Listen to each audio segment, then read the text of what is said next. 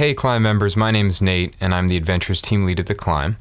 I'm also one of 3 Climb employees that's completed a thru-hike at the Pacific Crest Trail. The other 2 are Tyler and Brett. Now Tyler, I knew he was my college roommate and my hiking partner on the PCT. Brett, I didn't know until he joined the Climb as a business development manager.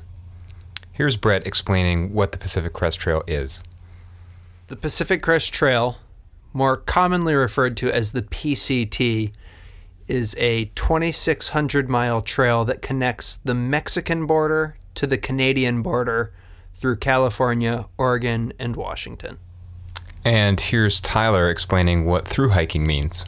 To thru-hike means to walk the entire length of a given trail from beginning to end in one season without skipping any sections. I didn't think it was possible. Okay. I literally asked my friend Tim if people were capable of doing that. And he assured me that they were. So I said, all right, I'll go do that with you. The longest trip I had done was 2 days up to that point.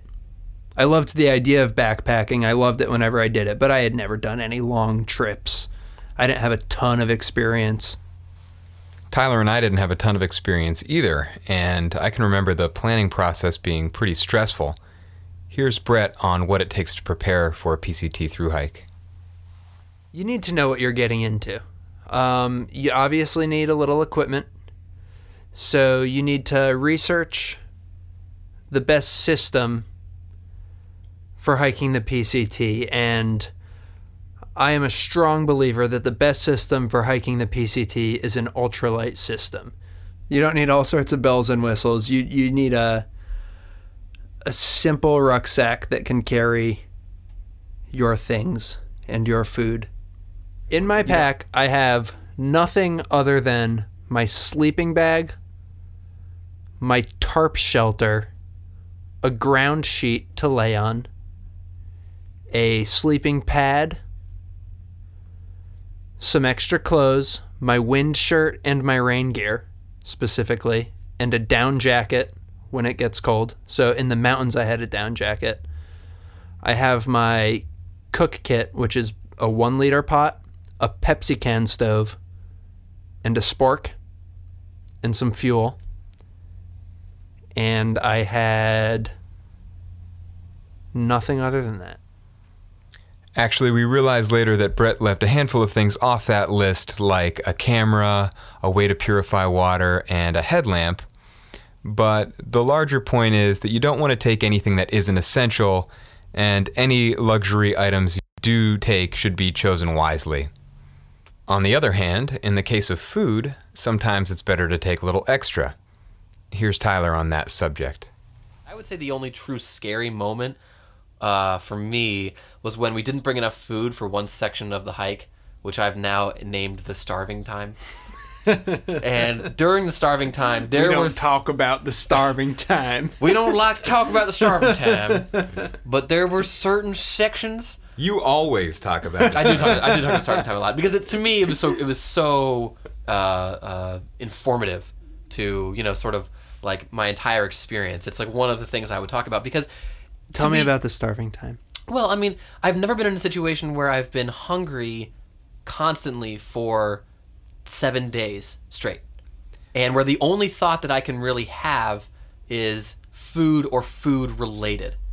And I'm not saying I was starving. I wasn't starving because I was eating every day. But I do think that I have a slight insight into what it would be like to live in hunger, which is a very uncomfortable feeling. Nate, how did it feel when you almost killed your best friend? It felt fine, actually. I was not understanding. I'm like, dude. All kidding aside, it's not easy to complete a thru-hike, but most thru-hikers agree that the challenge is mainly mental. The philosophy we went into that hike with was failure is not an option.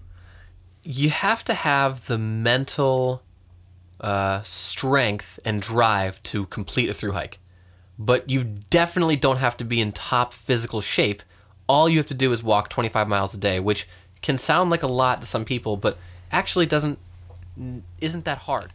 You may be thinking to yourself, walking 25 miles a day may not be hard, but it doesn't sound all that fun either. Yes, through hiking is fun. It's fun not to have a job. It's fun not to answer to anyone but yourself. It's fun to lay awesome farts that your through hiker buddy has to smell.